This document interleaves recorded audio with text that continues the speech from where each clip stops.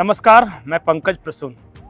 दोस्तों, एक पुरानी कहावत है कि जब दिन खराब चलता है ना, तो हाथी पर बैठे आदमी को भी कुत्ता काट लेता है। कुछ ऐसी हालत कांग्रेस की हो गई है। देखिए ना, पिछले 1-2 महीने से कांग्रेस की क्या दुर्गति हो गई है। चलिए संसदीय सत्र से शुरू करते हैं। जैसे ही सत्र शुरू हुआ, कांग्रेस की पूरी टीम अडानी अडानी अडानी इसे लेकर पार्लियामेंट में हंगामा करना शुरू कर देती है। लेकिन 1 दिन, 2 दिन, 3 दिन, चौथे दिन ममता बनर्जी आती हैं और कहती हैं कि इंडिया गठबंधन राहुल गांधी से नहीं संभल रहा, मुझे दे दो, मैं नेतृत्व करने के लिए तैयार हूं। और उसके बाद दनादन लालू यादव कहते हैं कि ममता बनर्जी बिल्कुल सही कह रही हैं। रामगोपाल यादव जो कि समाजवादी पार्टी से है, वो कहते हैं कि हमारे नेता तो राहुल गांधी हैं ही नहीं जी, इंडिया गठबंधन का नेता तो मल्लिकार्जुन खड़गे हैं। और उसके बाद एक के बाद एक क्षेत्रीय पार्टियां कांग्रेस और खासकर राहुल गांधी पर दोषारोपण करना शुरू कर देती हैं। दरअसल क्षेत्रीय पार्टियां भी नहीं चाहती थी कि कांग्रेस इस अडानी अडानी अडानी को लेकर ही इतना हंगामा करता रहे, बाकी दूसरे जरूरी मुद्दे छूट जाए। खैर, कांग्रेस मानी। कांग्रेस कही कि ठीक है, अडानी पर हम मात स्वीकार करते हैं, अब आगे आते हैं। आगे उन्होंने कहा कि अब संविधान पे चर्चा होगी। संविधान पे चर्चा शुरू हुई। संविधान पे चर्चा शुरू हुई, उसके बाद सोनिया गांधी के जॉर्ज सोरोस के साथ रिश्तों पर चर्चा शुरू हो गई, और उसके बाद राहुल गांधी के डीप स्टेट के साथ रिश्तों पर चर्चा शुरू हो गई, और देशद्रोही और किसके साथ कौन संबंध है, किस संस्था की सोनिया गांधी को प्रेसिडेंट थी, कैसे पैसा आना, पूरा देश का नैरेटिव ये हो गया। फिर कांग्रेस ने सोचा कि नहीं नहीं, ये गलत डायरेक्शन में जा रहा है। फिर आया अंबेडकर का मुद्दा। कांग्रेस ने सोचा कि ये ऐसा मुद्दा है कि बस हमारे लिए विन विन सिचुएशन है। अंबेडकर का मुद्दा आया। कांग्रेस भारतीय जनता पार्टी को घेरना चाहती थी। अमित शाह का एक क्लिप 30 सेकंड का काट के बड़े मुश्किल से वायरल किया गया।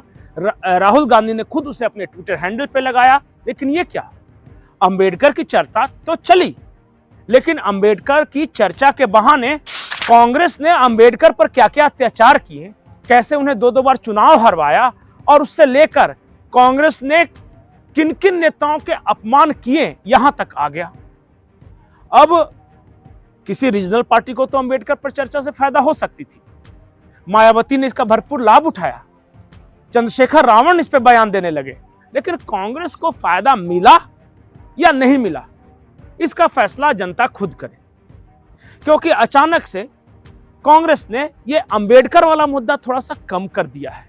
उसे लग रहा है कि भारतीय जनता पार्टी तो ज्यादा घिर नहीं रही है, या वो घिर भी रही है, उससे ज्यादा हम घिर रहे हैं। सारा इतिहास भूगोल निकलना शुरू हो गया। आरक्षण पे बात चली गई। उसके बाद राजीव गांधी के भाषण से लेके इंदिरा गांधी ने कैसे मंडल आयोग की सिफारिशों को दबाया, और जब बाबू जगजीवन राम के साथ एक दलित नेता के साथ क्या अपमान हुआ, सारी कहानियां मीडिया में आनी शुरू हो गई। कांग्रेस को लगा नहीं नहीं नहीं, हम फंस रहे हैं।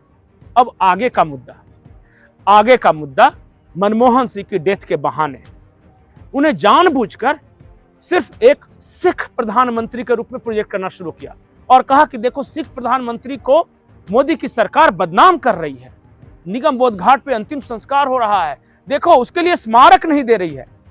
लेकिन ये क्या, जैसे ही कांग्रेस ने मनमोहन सिंह का मुद्दा उठाया, देश में चर्चा शुरू हो गई कि कांग्रेस ने अपने ही नेताओं के साथ क्या दुर्व्यवहार किया है।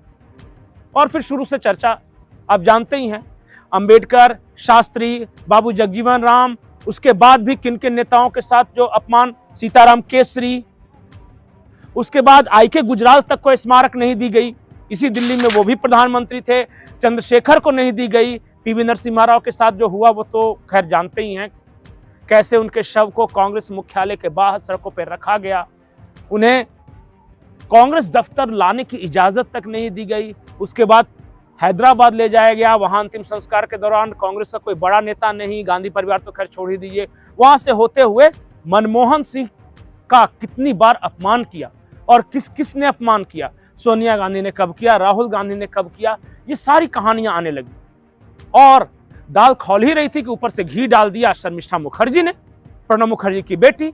उन्होंने कह दिया कि मेरे बाबा को के लिए तो कॉन्डोलेंस मीट तक नहीं रखी। और फिर ये चर्चा होने लगी कि गांधी परिवार अपने अलावा बाकी किसी का सम्मान नहीं करता, कांग्रेस नेताओं का भी सम्मान नहीं करता। अब देखिए ना, अडानी मामले पे मात खाए, संविधान के चर्चा के दौरान मात खाए, अंबेडकर मामले पर मात खाए, मनमोहन सिंह के सम्मान के मात खाए, आरक्षण पे मात खाए। पिछले 2 महीने में 6 बड़े मुद्दे उठाए कांग्रेस ने, लेकिन 6 के 6 मुद्दे धराशायी हो गए और उल्टा कांग्रेस को बदनामी दे गए। इसलिए मैंने शुरुआत में कहा कि जब वक्त खराब होता है ना, तो हाथी पर बैठे आदमी को भी कुत्ता काट लेता है। अब क्या नया चर्चा है? नई चर्चा यह शुरू हुई कि मुद्दे तो कांग्रेस ने उठाए, पर राहुल गांधी नेतृत्व के लायक नहीं है, इसलिए ये मुद्दे धराशायी हो गए। राहुल के नेतृत्व पर सवाल खड़ा हुआ। और अब कल ही एक मीडिया एजेंसी है, उसमें ज्योतिषों के हवाले से खबर चलना शुरू हो गया कि 2025 प्रियंका गांधी के लिए बहुत अच्छा रहेगा, राहुल गांधी के लिए बहुत खराब रहेगा। कहने का मतलब यह था कि प्रियंका गांधी अब आगे आएंगी और राहुल गांधी पीछे चले जाएंगे। इससे पहले एक टेलीविजन चैनल को दिए इंटरव्यू में प्रियंका गांधी ने साफ साफ कह दिया था कि जब मैं 13 साल की थी तो एक ज्योतिष से पिताजी से मिलने आए थे, उसके बाद उन्होंने मेरा हाथ देखा और कह दिया कि मैं प्रधानमंत्री बनूंगी। इसका मतलब ये कि कांग्रेस के अंदर भी अब प्रियंका गांधी खुद को पुश करने लगी है और बड़े तरीके से सलीके से कांग्रेस का एक इकोसिस्टम है जो कि प्रियंका गांधी को आगे बढ़ा रहा है। और उस इकोसिस्टम में भी ये बात है कि राहुल गांधी में वो दम नहीं रहे। तो सहयोगी दल कह ही रहे हैं, ममता बनर्जी कह ही रही हैं, लालू यादव कह ही रहे हैं, अखिलेश यादव की पार्टी कह ही रही है, बाकी आम आदमी पार्टी तो देख ही रहे हैं, कह रहे हैं कि पहले तो कांग्रेस को निकालो इंडिया गठबंधन से, उसके बाद हम रहेंगे। तो इन सब के परिस्थितियां जो बन रही है, कुल मिलाकर सारांश ये है कि राहुल गांधी के लिए आने वाले दिन बहुत खराब गुजरने वाले हैं। परिवार के अंदर उन्हें चैलेंज मिल रहा है, पार्टी के अंदर से उन्हें चैलेंज किया जा रहा है, उनके जो सहयोगी दल हैं वो चैलेंज कर रहे हैं और तमाम मुद्दों पर एक के बाद एक बदनामी उनके माथे पर आ ही रही है। आपको क्या लगता है कि राहुल गांधी के पास अब और क्या तरीका बचा है? कुछ और मुद्दे जो ये सब उठा सके? और इस देश का एक इंटेलेक्चुअल तबका है, वो कह रहा है कि कांग्रेस को कम से कम अंतिम संस्कार तक इंतजार करना चाहिए था। अंतिम संस्कार से पहले इस तरह की राजनीति नहीं होनी चाहिए थी। मनमोहन सिंह को सिर्फ सिख प्रधानमंत्री बताना गलत है, वो तो सबके प्रधानमंत्री थे। सिर्फ सिखों तक उन्हें सीमित कर देना उनके साथ अपमान है। तो ये अब तो इंटेलेक्चुअल तबका भी उनके खिलाफ होने लगा है। आपने देखा होगा कुछ ऐसे लोग हैं, बुद्धिजीवी लोग, जो कल तक कांग्रेस और राहुल गांधी के साथ थे, लेकिन अब देखिए ना, मणिशंकर अय्यर उनके खिलाफ हो गए और बहुत सारे इकोसिस्टम के लोग, पत्रकार वगैरह, आप समझ रहे होंगे, वो भी अब राहुल गांधी के और कांग्रेस के खिलाफ होते जा रहे हैं। तो आने वाला वक्त अच्छा नहीं है।